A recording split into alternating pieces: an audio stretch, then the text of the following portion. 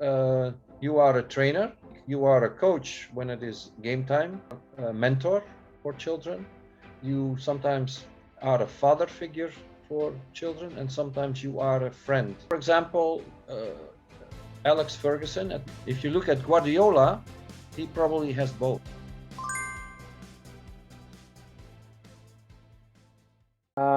After coaching under 12, 13 teams, you worked as an academy consultant. Correct. For a few years. What was your assignment or work as a consultant? The assignment as the Ajax Academy consultant was to bring the brand to the people. So basically, we set up workshops, presentations, training camps, summer camps to explain how we work in Ajax Academy, why we do it that way, and then show examples with children and see how they were responding to Ajax specific exercises. And also, work with the clubs at times and say, hey, we have some ideas on how you can restructure your organization without having to make massive investments, and make sure that the program is becoming a little bit more efficient and more enjoyable for everybody involved, because that is also a key element, I think, in football development. It has to be fun for children. It has to be fun for the trainer coaches. It has to be fun for the management.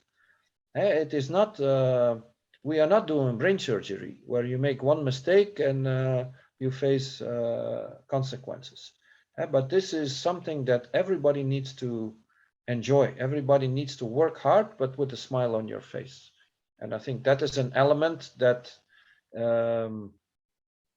you see not only in Ajax Academy, but also in other Dutch academies, that they don't want to forget that we are all doing this because we enjoy this game. You use trainer and coach. Correct. Trainers are not coaches. Coaches are not trainers. How, in maybe it's very Dutch thing, how do you differentiate trainers and coaches? Well, if you look, for example, Alex Ferguson at Manchester United, he was a manager of the first team environment, but he could not perform a training session. He had people that did the training for him, but he was an excellent coach on tactics and on strategy and on motivation. So he was in charge of the match, but during the week he had 4 or 5 people that were doing all the sessions for him, and sometimes he was there and sometimes he was not even there. But so he was one that where you could say, okay, he is an excellent coach and he's probably limited as a trainer, but he has specialists that are helping him with that. If you look at Guardiola, he probably has both. He is a good trainer and he's a good coach. Yeah. If you look at Mourinho, probably not such a good trainer, but he was, maybe he still is, an excellent coach on tactics and on strategy. Yeah, so I think there is a little bit the difference, and I think in the modern education models they separate that part and make people realize, where is your strength? Is it more on the field, or is it more? And I think Frank de Boer also realized that he probably is a good trainer, but he's not a good coach. Yeah, but it takes a little time to realize that and admit that you are not good in a certain area. But I think that is crucial to understand that there is a difference between the two. Is it a common thing to think at the academy level? Because academy coaches, they may have to be both trainer and a coach. Of course. But is it also to know for academy coaches what their strengths are, whether they can be a better trainer? Yeah. Or So So the players in the academy have mid-season, they have an evaluation on their strengths and their areas of improvement. But the trainer coaches also have the same evaluation with their supervisors on, what are you good at and where do you need assistance and which courses would you like to take? Is there something you want to master? What is your added value to the program? What can you bring? And in my opinion, I used Simon Tahamata a lot, who was a technical trainer in the Ajax Academy, because he could demonstrate one-against-one skills much better than I could. So why would I, not use him as a former Ajax player and a former national team player? And these are the things you discuss open-minded with your management, and then they value for your honesty. So nobody's perfect in this world, and of course, when you are working with under 11, under 12, under 13, you're not in the final phase. So your ability as for tactics and strategy, is not as important as when you are with under 18, under 19, under 20. That there, of course, it's the final phase where you need to be more specific on certain things, and they play in a position that suits their abilities, and hopefully they will be successful at the professional level with that. But under 12, under 13, you still are rotating them in different positions to see, how they respond, to see if they can manage a different environment. Okay, great. The last question. So all those years at Ajax and after you started your own business, what do you think your strengths are and how you can help other coaches, not only in Japan and the rest of the world? Yeah.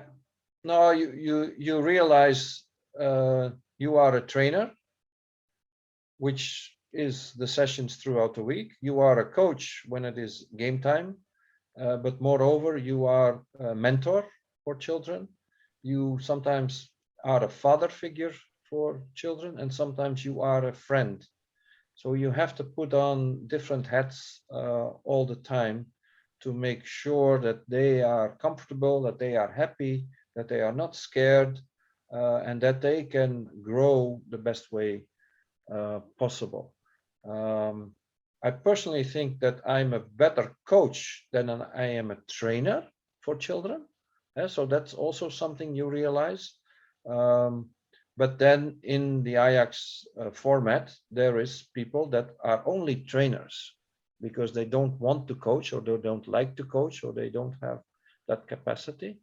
So I used a lot of specialists in Ajax Academy to help me with some of the subjects that I did not have enough knowledge about. So you also learn what is your strength and what are some of your areas of improvement, and how can you make sure that somebody is there to help you so the children can fulfill their dream.